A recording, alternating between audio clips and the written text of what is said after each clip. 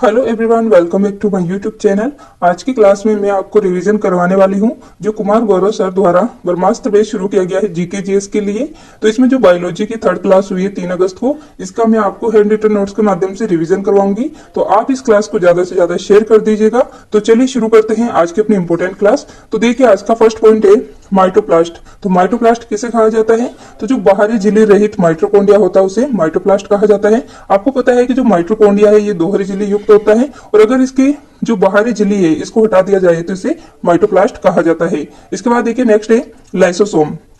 तो लाइसोसोम की खोज डी डवे द्वारा की गई थी, और ये जो है लाइसोसोम अपने शरीर में जो क्षतिग्रस्त डैमेज कोशिका होती है इसका पाचन करती है, और इसको कोशिका की आत्मघाती थैली या सुसाइडेड बैग ऑफ सेल कहा जाता है, क्योंकि ये जो अपने शरीर में क्षतिग्रस्त या डैमेज कोशिका होती है उनको कवर करके उनको भी नष्ट करती है और साथ ही में खुद भी नष्ट हो जाती है। इसीलिए इसको कोशिका की आत्मघाती थैली भी कहते हैं, और इसको कोशिका का सफाई कर्मी कहते हैं, क्योंकि ये जो डैमेज कोशिकाएं होती है उनकी सफाई करती है, मतलब पाचन करती है उनका। और इसको एटम बॉम्ब भी कहते हैं, क्योंकि ये जो डैमेज कोशिकाएं होती है उनको कवर करके एक एटम बॉम्ब की तरह फट जाती है, इसलिए इसको एटम बॉम्ब भी कहा जाता है।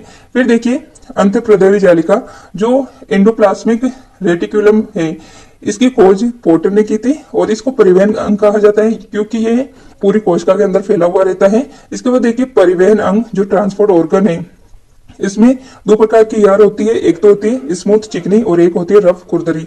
तो देखिए जो स्मूथ होती है इसमें सतह पर राइबोसोम नहीं होता है, और ये जो है लिपिड वसा का निर्माण करती है, जो अपने शरीर में चर्बी होती है इसका निर्माण स्मूथ जो ईआर होती है ये करती है। और फिर देखिए जो रफ खुरदरी ईआर होती है, मतलब अंतःप्रदैवी जालिका, तो ये जो है इसकी सतह पर जो है राइबोसोम होता है, और ये राइबोसोम जो है प्रोटीन निर्माण का कार्य करता है।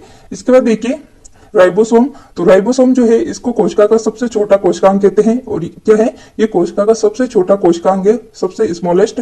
फिर देखिए इसको पेलेट कण भी कहा जाता है, क्योंकि इसकी खोज पेलेट के द्वारा की गई थी, और ये झिल्ली रहित होता है। इसको प्रोटीन फैक्ट्री कहा जाता है, और कोशिका का इंजन भी इसी को कहा जाता है। इसके बाद देखिए गोल्जी कोई। तो इसकी खोज कैमिलो गोल्जी द्वारा की गई थी, इसीलिए इसको गोल्जी कोई कहा जाता है। तो देखिए इसको जंतुओं में तो गोल्जी कोई कहा जाता है, लेकिन पादपों के अंदर इसको जो है डिक्टियोसोम कहा जाता है। क्या कहा जाता है? डिक्टियोसोम। इसके बाद देखिए ये जो है प्रमुख श्रवण अंग है, सिक्रेशन है, मतलब सिक्रेशन ऑर्गन है। तो ये जो है कोशिका के अंदर जो सेल होती है हमारे, इसके अंदर महत्वपूर्ण जो पदार्थ होते हैं इनको बाहर निकालने का कार्य करती है। नेक्स्ट है तारकाई। तो जो सेंट्रोसोम है इसकी खोज जो है बोबेरी द्वारा की गई थी, और इसके अंदर देखिए ये उपस्थित होता है केवल जंतु कोशिका के अंदर, पादप कोशिका के अंदर ये नहीं पाया जाता है। और इसका कार्य रहता है अपने शरीर के अंदर कोश, मतलब जो ये अपने शरीर के अंदर कोशिका विभाजन का कार्य करती है। इसके बाद देखिए इसकी आकृति बेलनाकार होती है, सिलेंडर के समान। नेक्स्ट है लवक। तो जो प्लास्टिड होता है ये केवल पादप कोशिका के अंदर पाया जाता है, जंतु कोशिका में नहीं पाया जाता है। इसके बाद देखिए 3 प्रकार का होता है। एक तो होता है अपर्णी लवक जो ल्यूकोप्लास्ट होता है, एक होता है पर्णी लवक जो क्रोमोप्लास्ट होता है, और एक होता है हरित लवक जो कि क्लोरोप्लास्ट होता है। तो सबसे पहले देखिए अपर्णी लवक जिसका कोई भी रंग नहीं होता है, इसको ल्यूकोप्लास्ट कहा जाता है। तो आपको पता है कि जो जहां जहां ल्यूको होगा उससे सफेद से हम रिलेट करने वाले व्हाइट से, तो ये जो है खाद्य का संचय करता है, और ये सफेद रंग का होता है, और ये अनाज और गेहूं में पाया जाता है। और पादपों में इसका संचय जो है स्टार्च या फिर मांड के रूप में होता है, और जंतुओं में खाद्य का संचय जो है ग्लाइकोजन के रूप में होता है। क्या है, एक बार वापस देख लीजिएगा ल्यूकोप्लास्ट को। ये जो है खाद्य का संचय करता है, इसका रंग सफेद होता है, अनाज गेहूं में ये पाया जाता है। और पादप में खाद्य का संचय स्टार्च या जिससे हम हिंदी में मांड कहते हैं इसके रूप में होता है, और जंतुओं में खाद्य का संचय ग्लाइकोजन के रूप में होता है। फिर देखिए पर्णी लवक। तो इसका रंग होता है, इसे पर्णी लवक कहते हैं। तो देखिए इसको कहा जाता है क्रोमोप्लास्ट।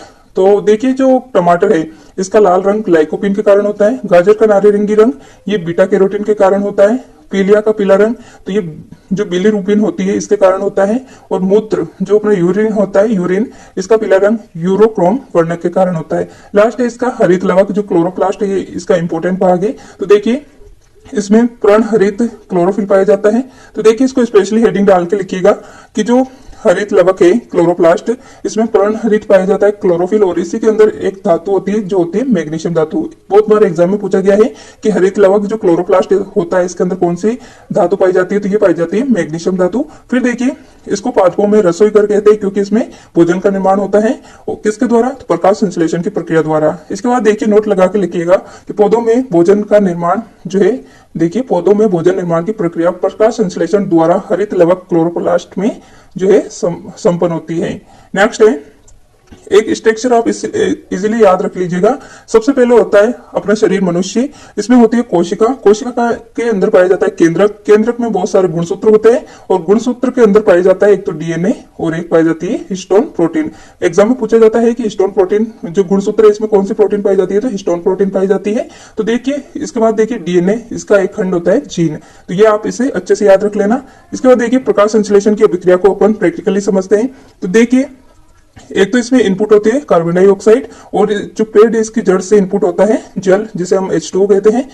और ये जो प्रक्रिया है ये होती है सूर्य की प्रकाश की उपस्थिति में, और हरित लवक जो पर्ण हरित होता है इन दोनों की उपस्थिति इसके लिए आवश्यक होती है। फिर देखिए आउटपुट के रूप में जो है यहाँ पर भोजन प्राप्त होता है जिसे ग्लूकोज कहते हैं और ऑक्सीजन यहाँ से निकलती है। इसके बाद देखिए इसकी रिएक्शन जो होती है प्रकाश संश्लेषण का फॉर्मूला जो है इसको आप ऐसे भी याद रख सकते हो। तो इसमें देखिए 6 कार्बन डाइऑक्साइड और 6 हाइड्रोजन ऑक्साइड जो है क्लोरोफिल या सूर्य की प्रकाश की उपस्थिति में रिएक्ट करके ग्लूकोज का निर्माण करते हैं और 6 O2 इसमें निकलती है। तो इसमें देखिए जो ये कार्बन डाइऑक्साइड और हाइड्रोजन ऑक्साइड ये सरल अणु है जो कि एनाबॉलिक रिएक्शन के द्वारा ग्लूकोज में परिवर्तित हो जाते हैं जो कि जटिल अणु है। इसके बाद देखिए जो प्रकाश संश्लेषण है इसमें ऊर्जा का ट्रांसफॉर्मेशन ये प्रकाश ऊर्जा से रासायनिक ऊर्जा में परिवर्तित होता है, केमिकल एनर्जी में। इसके बाद देखिए नोट लगा के लिखना कि जो कल हमने श्वसन जो रेस्पिरेशन है इसकी प्रक्रिया समझी थी, तो जो श्वसन है जो रेस्पिरेशन है प्रकाश संश्लेषण इसका उल्टा होता है। जैसे देखिए अभी इसमें लास्ट में ग्लूकोज भोजन के रूप में प्राप्त हुआ था, जबकि जो श्वसन होता है इसमें ग्लूकोज जो है ऑक्सीजन के साथ रिएक्ट होकर केटाबोलिक रिएक्शन के द्वारा कार्बन डाइऑक्साइड और हाइड्रोजन ऑक्साइड में टूट जाता है और 36 ATP अपने को ऊर्जा प्राप्त होती है। इसके बाद देखिए नेक्स्ट है नोट लगा के लिखना कि कौन से रंग के प्रकाश में प्रकाश संश्लेषण सर्वाधिक होता है और न्यूनतम होता है। तो सर्वाधिक तो होता है लाल रंग के प्रकाश में और मिनिमम होता है हरे रंग के प्रकाश में।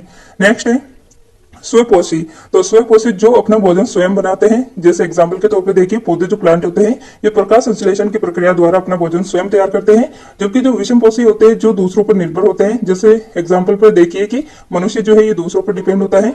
केंद्रक, तो देखिए केंद्रक न्यूक्लियस जो है इसकी खोज 1831 में रॉबर्ट ब्राउन द्वारा की गई थी। तो जो केंद्रक का अध्ययन है स्टडी ऑफ न्यूक्लियस इसको कैरियोलॉजी कहा जाता है। नेक्स्ट है केंद्रक। तो केंद्रक का स्ट्रक्चर कुछ ऐसा होता है कोशिका के अंदर, और इसको जो बाहर निकालेंगे तो इसके अंदर जो धागेनुमा संरचना होती है इसे क्रोमेटिन जाल कहा जाता है। और ये जो संरचना होती है धागेनुमा इसके अंदर ये जो है क्रोमोसोम पाए जाते हैं गुणसूत्र। तो गुणसूत्र के अंदर भी देखिए एक आनुवांशिक पदार्थ होता है डीएनए, और क्रोमोसोम जो है इसके अंदर एक प्रोटीन पाई जाती है जिसका नाम होता है हिस्टोन प्रोटीन। इसके बाद देखिए डीएनए जो है हिस्टोन प्रोटीन पर लिपटा हुआ रहता है, ये भी आपको पता होना चाहिए। फिर देखिए जैसे ही एक धागे को अपन खींचेंगे तो ये इस तरीके से खींचने वाला है, और इसका जो क्रॉस पॉइंट होता है दोनों का मिलने वाला पॉइंट इसको सेंट्रोमियर कहा जाता है। नेक्स्ट है क्रोमोसोम। तो क्रोमोसोम जो गुणसूत्र शब्द है ये किसके द्वारा दिया गया है, तो वाल्डेयर के द्वारा गुणसूत्र शब्द दिया गया है। नेक्स्ट है मनुष्य। तो मनुष्य में 23 जोड़ी गुणसूत्र पाए जाते हैं, तो टोटल 46 जो है गुणसूत्र होते हैं अपने शरीर के अंदर।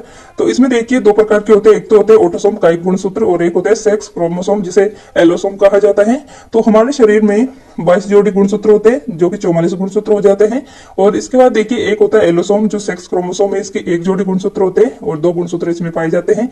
तो देखिए इसके अंदर नर जो मेल होते हैं इसमें XY गुणसूत्र होता है और मादा फीमेल के अंदर XX गुणसूत्र होता है। इसके बाद देखिए नोट लगा के लिखना कि जो Y गुणसूत्र है ये नर और मादा का निर्धारण करता है, क्योंकि जहां पर नर होगा वहां पर X के साथ Y आने वाला है और जहां पे मादा होंगी वहां पर X के साथ X ही आने वाला है। इसके बाद देखिए अपवाद में देखिए जो अंडाणु एंड शुक्राणु है इसमें केवल 23 गुणसूत्र होते हैं। तो देखिए जो अंडाणु और शुक्राणु है ये जब फर्टिलाइजेशन होता है, इनका निषेचन होता है तो इससे भ्रूण बनता है जो कि 46 गुणसूत्र के साथ कंप्लीट हो जाता है एक पूर्ण मनुष्य के रूप में।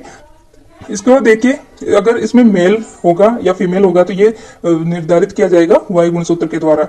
नेक्स्ट है न्यूक्लिक अम्ल। तो न्यूक्लिक अम्ल ये 2 प्रकार का होता है, डीएनए और आरएनए।